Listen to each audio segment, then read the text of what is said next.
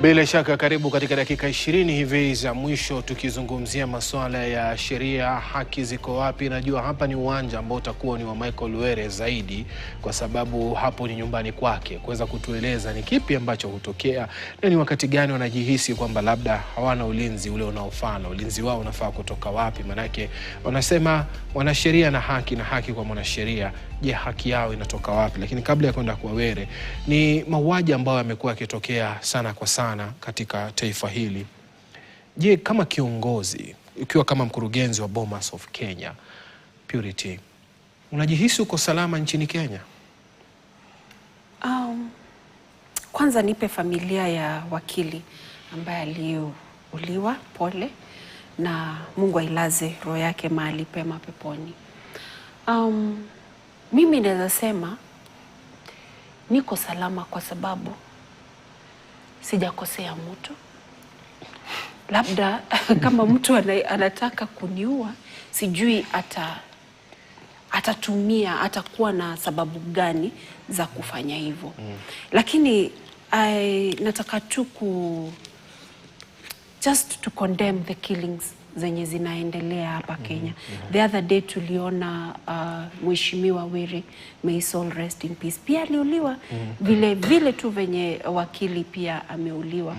Na niseme tu tuachie zile institutions za investigations zifanye investigation yao, tujue tupate sababu ni zipi za wakili kuuliwa, kwa sababu hizi mauaji kwa wale watu ambao wanafanya mambo mingi pia si mzuri na hatuko safe.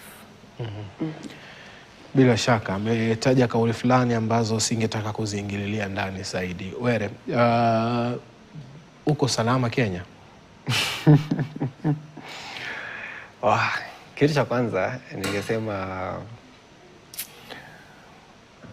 mambo kama haya yakitokea unajihisi hauko salama. Ndio kweli.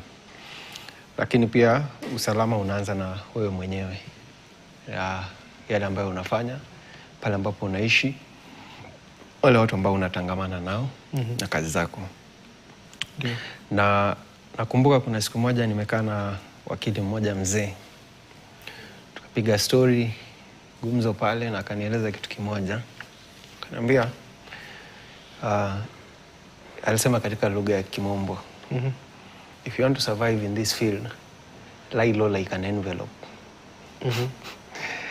Sasa nikakaa, sikuelewa kile kitu ambacho alinieleza, lakini nilipopiga story na mwenzangu nikamuuliza, what does it mean to lie low like an envelope? Akasema basha hata ukiweka kwa meza italala tu pale chini, utaona piga kelele. Na ningesema kwamba hii kazi yetu kama mawakili ni kazi ambayo ina changamoto nyingi sana. Nyingi sana. Nakumbuka kuna wakati mmoja nilikuwa nafanya kesi fulani ya it's called criminal cases. Sasa nilipokuwa pale mimi na mwakilisha mshtakiwa, nikaona jamaa akakuja akanipiga picha. Nikatulia, kutoka akanifuata tena na picha nyingine. Nikasimama nikamshangaa, nikamuuliza wewe ni nani na mbona unanipiga picha? Na ikawa ni vurugu sana. Lakini pale mahakamani unajua kuna maaskari nini, nikawaita tukaongea, nikaangalia ni kweli amenipiga picha, nikataka kujua mbona amenipiga picha. Akasema pole nini, akazifuta, lakini kuja kugundua baadaye alikuwa ni mlalamishi.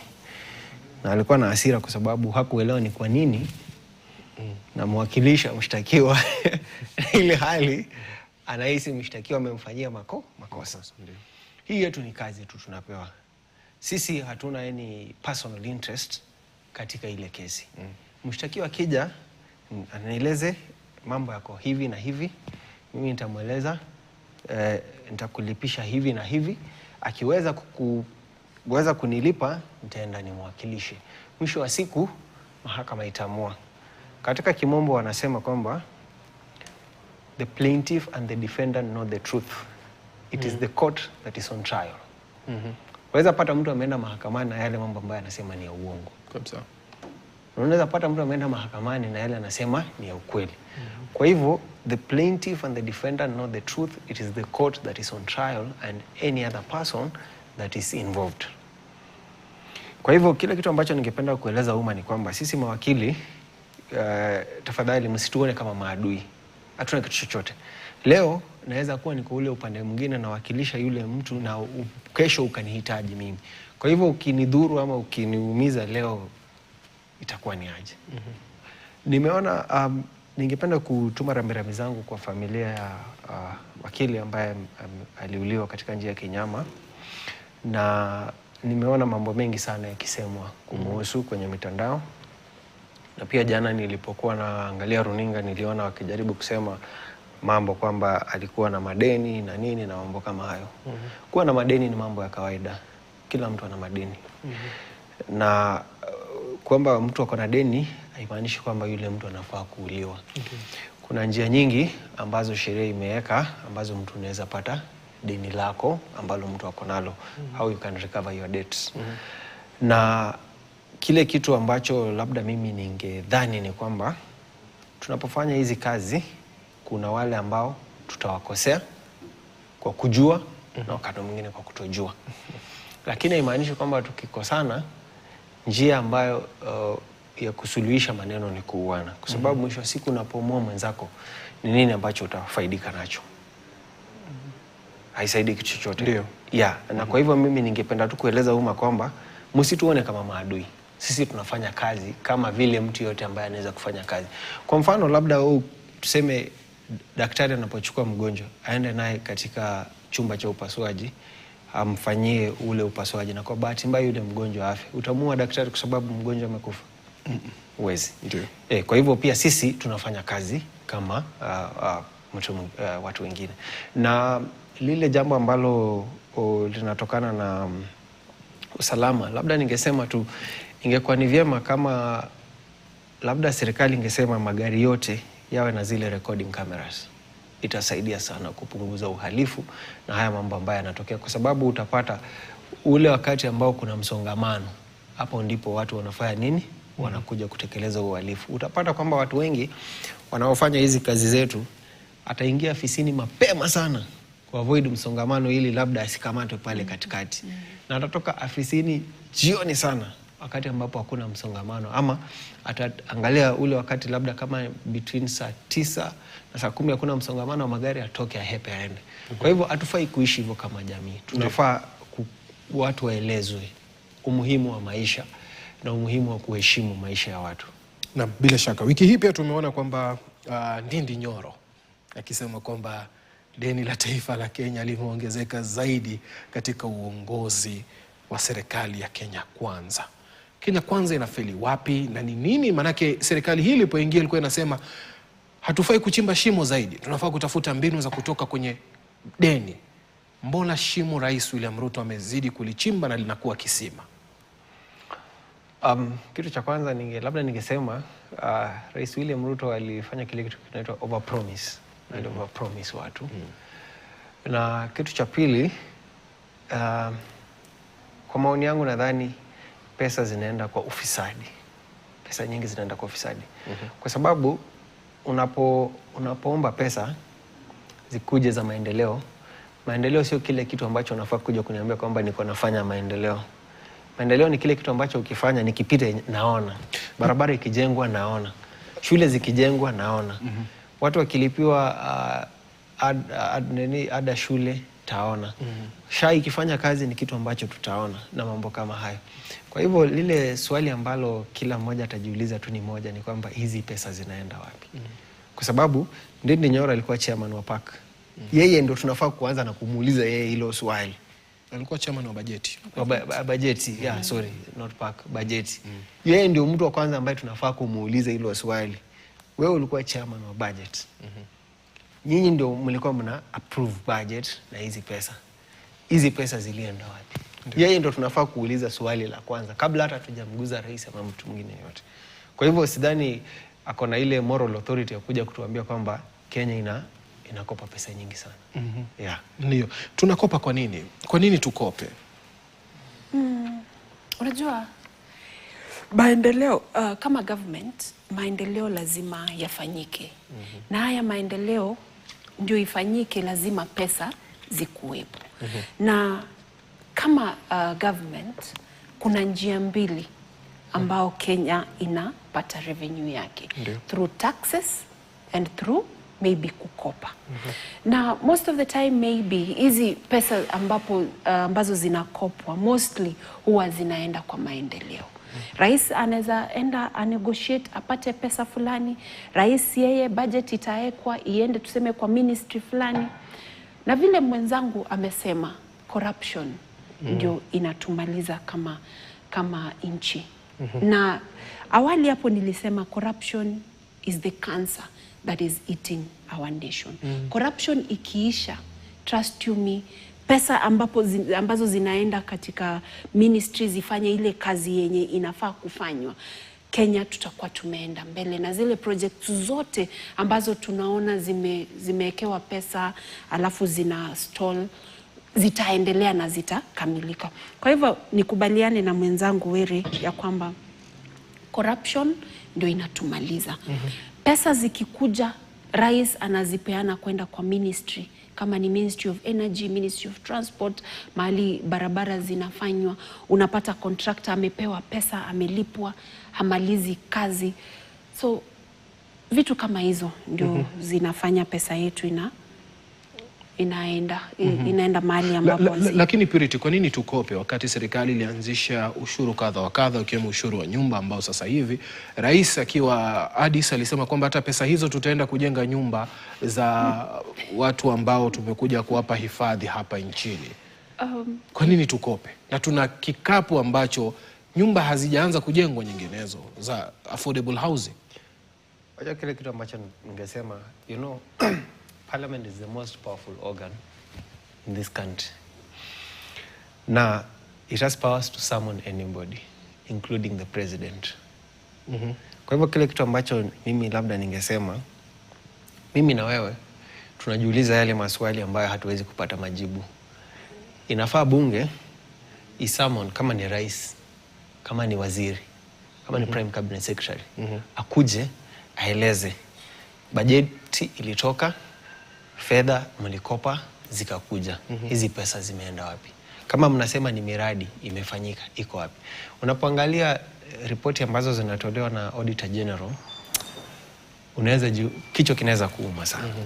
Sababu pale mahali ambapo pesa zinaenda si mahali ambapo unaweza tarajia. Unasikia eti walisema printing anyway. Lakini naangalia hapa Ndindi Nyoro anasema deni letu linapita trilioni 12.1 na wakati hakuna maelezo zaidi ya vipi ambazo deni hili linaletwa kufanya nini? Pesa hizi zinaletwa kufanya nini, Purity? Wewe uko unaipigia debe serikali, upo katika moja ya taasisi za serikali. Hizi pesa mnaleta kufanya nini? Ndio maana sawa. Purity, hizi pesa zinaletwa kufanya maendeleo. Na pesa zikishafika Kenya, rais wetu huwa zinaenda kwa ministries. Na nitarudia vile nimesema. Zinaenda kwa ministry. Budget inafanywa. Budget inafanywa, project zinaekwa. Rais ameenda mahali amezindua project, amedelegate mtu afanye hiyo project. Unaona? Hapo inaitwaje? Corruption ikiingililia hapo, tutalaumu president. Kwa nini tuendelee kukopa? Tunakopa shilingi milioni 2.4 kila dakika. Vile nimesema, government for it to run its projects, tunapata revenue mara mbili. Ya kwanza ni taxes, ya pili tunaomba. Ukiangalia vizuri sana, tulikuwa na deni ambalo Kenya tunaendelea kulipa. Alafu bill ambayo ilikuwa imepitwa, na sitaki kurudi maneno ya finance. Kuomba unamaanisha mkopo? Yeah? Unamaanisha mikopo, kuomba? Mikopo ndio ilikuwa inaombwa. Kila government huwa inaomba mkopo kwa ajili ya maendeleo. Na kama hii pesa haifiki mahali inafika, hiyo inamaanisha kuna corruption mahali. Na the reason as to why tutaendelea kukopa ni kwa sababu Kenya bado tunataka maendeleo. Bado tunataka maendeleo, na zile pesa ambazo tunapata kama zenye tuna collect as taxes as a government. Ushuru wa nyumba unaenda wapi? Ushuru wa fuel levy unaenda wapi? Kwanza kuna mishahara inalipwa, kuna madeni pia inaendelea kulipwa. Ndugu yangu, kuna maendeleo pia inafanywa, barabara zinatengenezwa, barabara zinakuwa recapited, hospitali kuna zile barabara ya Nairobi ukiziangalia zote ni mbovu, but zile zile za ukiangalia za national government za Kenya zote zinafanywa. Ukiangalia rais ameconcentrate sana on government roads, zile ambazo zinafaa kufanywa na government. Wacha hizi za county government. Unajua kuna barabara za county government na kuna barabara zile zinafaa kufanywa na national government. Na ndio maana pia ameweka kama sasa kuna pesa zinafaa kuwekwa katika hii highway ya kutoka Sotik mpaka karibu Sirare huko chini. Hiyo ni pesa. Hiyo ni pesa inafaa kuwekwa. Lakini hizi ni ahadi ambazo ni ahadi tu, Were. Hizi ni ahadi tu zinawekwa na rais. Sio kwamba akisema pesa ishatengwa tayari. Anasema tu tutakamilisha, tutajenga. Barabara ya Rironi imekuwa ikitaka kufanywa dual carriage. Lakini Kenya katika serikali hii imekuwa mamlakani miaka 3 sasa hivi. Lakini pia ukiangalia Suleiman, ukiangalia president wetu, vitu mingi ambavyo ame-execute ni vitu ambavyo zilikuwa kwa shelves za the previous government. Ukiangalia maneno ya housing ilikuwa kwa kila government ambayo imepita. Lakini president amebite the bullet na aka-execute. Ukiangalia vitu mingi ambavyo president wetu anafanya saa hii ni vitu ambavyo zilikuwa kwa shelves. Saa hii ame-execute. Na hizi vitu haziwezi fanywa na meno, lazima pesa ikuwe involved. Yeah, so that is why however way atapata pesa ya development, lazima tu Kenya ikuwe kama ni juzi tu tulikuwa tuna discuss na an opposition leader. Kenya inafaa, mali imefika kwa sasa, Kenya inafaa ikuwe mbali sana kimaendeleo. Mwenye alisema Singapore. Exactly. Juzi. Kauli yako kuhusiana na hili kwa dakika moja. Kile kitu ambacho ningesema ni kwamba nadhani hizi hela ambazo zinakopwa tunafaa kuacha kukopa pesa. Kwa sababu pesa zinakopwa, lakini yale ambayo yanafanywa ni machache sana kulingana na zile pesa ambazo zimekopwa. Na mimi ningependa tukieleza bunge summon the respective persons, state departments, zikuje katika bunge na zieleze hizi pesa zilienda wapi. Na pia kama wanasema kuna maendeleo, tuende kule ambapo wanasema kuna maendeleo, tuangalie hayo maendeleo yameenda wapi. Kwa sababu Kisii hapa sio ati tumetoka binguni leo. Tumekuwa hapa Kenya, tumekuwa tunaishi. Sisi ni watu wakubwa, tunaona. Kama barabara zinajengwa tunafaa kuziona. Kama ni hospitali tunafaa kuziona. Kama ni nyumba zinajengwa na zinamalizwa tunafaa kuziona. Kwa hivyo kama hiyo kazi haijafanyika, bunge inafaa kusummon the relevant state departments wakuja katika bunge, either kama ni kwa committee wanawaeleze. Asante sana. Nichukue kauli yako ya mwisho kwa sekunde 30, Purity. Kuhusiana na mada yote ambayo tumezungumzia.